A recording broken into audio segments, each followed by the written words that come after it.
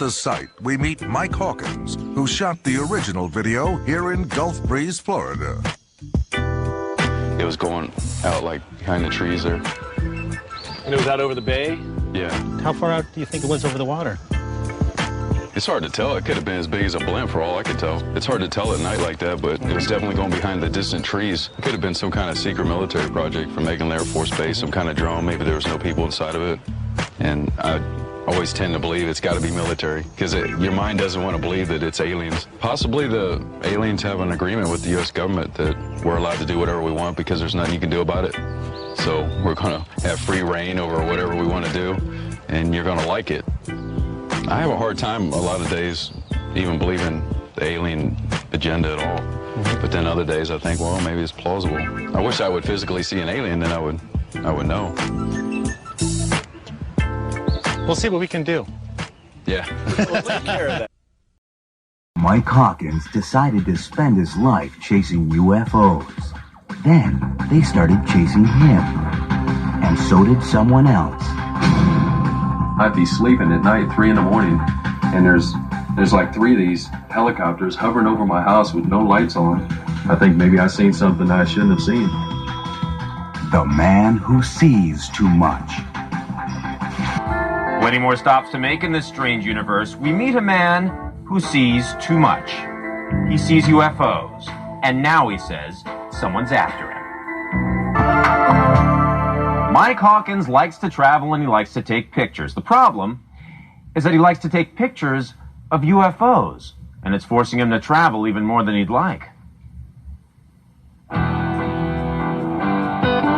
For as long as he can remember, Mike Hawkins has wanted to chase UFOs. He admits it may be more of a compulsion than a dream, but he's followed it anyway, traveling the country with little more than a change of clothes and his trusty camcorder.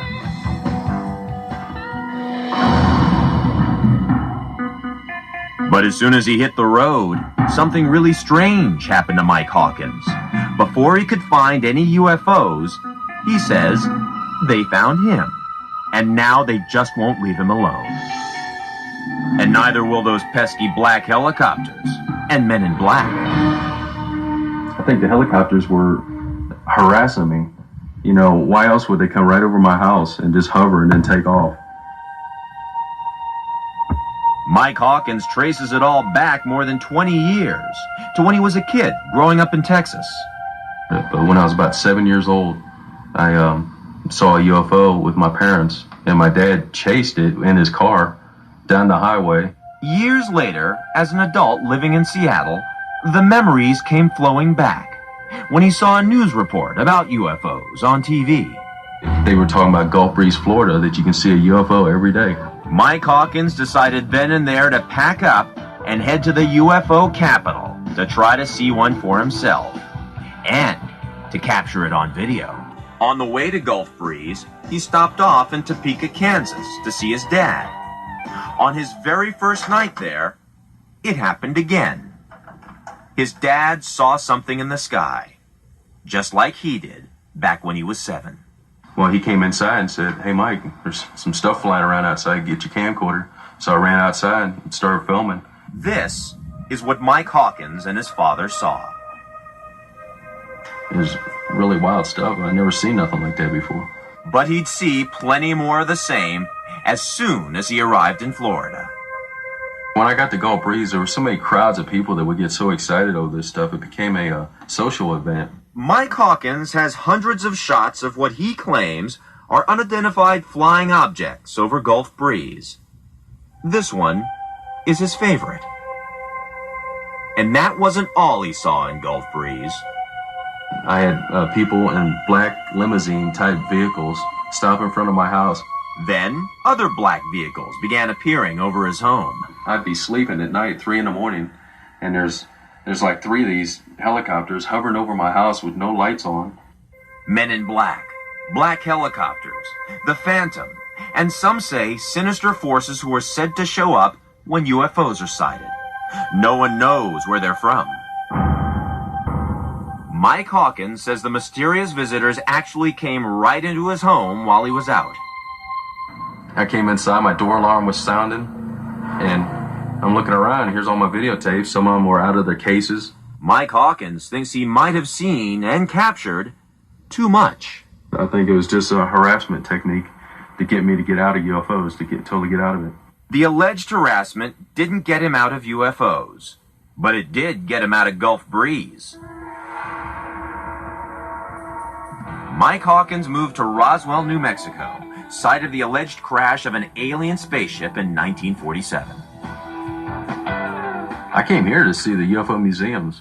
And then, it happened again. Just a week after the 50th anniversary of the Roswell incident and the government's official closing of the investigation of the case. This is a UFO I filmed here in Roswell. I say UFO, you know, I'm not saying it's alien. I'm saying it's unidentified. I don't know what it is. Mike Hawkins says his footage isn't the best he's ever shot because for some unknown reason, his camera turned itself off. My camcorder never done that before.